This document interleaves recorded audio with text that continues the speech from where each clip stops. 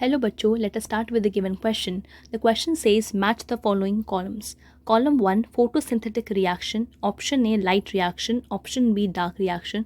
Column 2 features, first occurs in stroma, second NADPH and ATP produced, third starch and fourth occurs in grana. तो इसमें हमें match the following करना है, जिसमें हमको एक तरफ दिया हुआ है लाइट और dark reactions and second column में हमें उसके फीचर्स दिए हुए हैं एंड हमें उसमें मैच करना है एंड सबके हमारे दो फीचर्स हैं, यानी लाइट रिएक्शन के नहीं दो फीचर्स को हमें सेलेक्ट करना है और डार्क रिएक्शन के भी दो फीचर्स को हमें सेलेक्ट करना है. तो सबसे पहले हम ये जान लेते हैं कि लाइट रिएक्शन क्या होती है. सो let us right the key concept involved in this question, and that is having the knowledge of light reaction. देखिए, लाइट रिएक्शन या जिसको हम कहते हैं फोटोकेमिकल हिल रिएक्शन, ये एक ऐसी रिएक्शन है जिसके अंदर हम लाइट को एब्जॉर्ब करते हैं और वाटर की स्प्लिटिंग या फोटोलिसिस करते हैं ऑक्सीजन को रिलीज़ करने के लिए.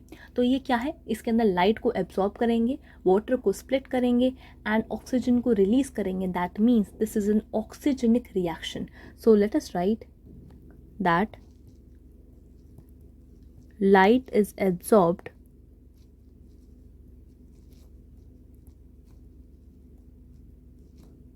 water splitting and oxygen released. Now अब हम लाइट रिएक्शन के फीचर्स देखते हैं. देखिए, जो लाइट रिएक्शन होती है ये एक ऐसी रिएक्शन है जिसमें लाइट का एब्जॉर्प्शन हो रहा है, पानी की स्प्लिटिंग हो रही है, ऑक्सीजन रिलीज हो रही है. दैट मीन्स ऑक्सीजनिक रिएक्शन है. और लाइट रिएक्शन हमारी होती है ग्रेना के अंदर, यानी वाटर जब ऑक्सीडाइज होता है तो ग्रेना के अंदर ऑक्सीडाइज होता है. तो लाइट रिएक्शन हमारी ग्रेना के अंदर होती है. So light reaction it occurs in stroma. No, stroma में नहीं होगी. NADPH and ATP produced. देखिए, जो लाइट रिएक्शन होती है उसके अंदर हमारे हाई एनर्जी इंटरमीडिएट्स बनते हैं, जैसे कि ATP, NADPH. तो ये क्या होते हैं, ATP और NADPH? ये होते हैं हमारे एसिमिलेटरी पावर्स होती हैं. यानी हमारे जो आर्नन एक साइंटिस्ट थे, उन्होंने ये एसिमिलेटरी पावर्स बताई थी ATP और NADPH, जो क्या है, एक हमारे हाई एनर्जी इंटरमीडिएट्स हैं जो कि फॉर्म होते हैं लाइट रिएक्शन में. So we can write that these are high energy intermediates and ये किस में फॉर्म होते हैं, हमारे लाइट रिएक्शन के अंदर. तो ए का सेकंड हमको पता चल गया.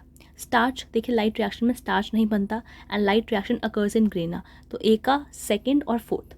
अगर हम बात करते हैं डार्क रिएक्शन की, देखिए डार्क रिएक्शन को हम ब्लैकमैन रिएक्शन कहते हैं, बायोसिंथेटिक या एंजाइमेटिक फेज या कार्बन रिएक्शन कहते हैं. सो इसके डार्क रिएक्शन के वेरियस नाम्स हैं.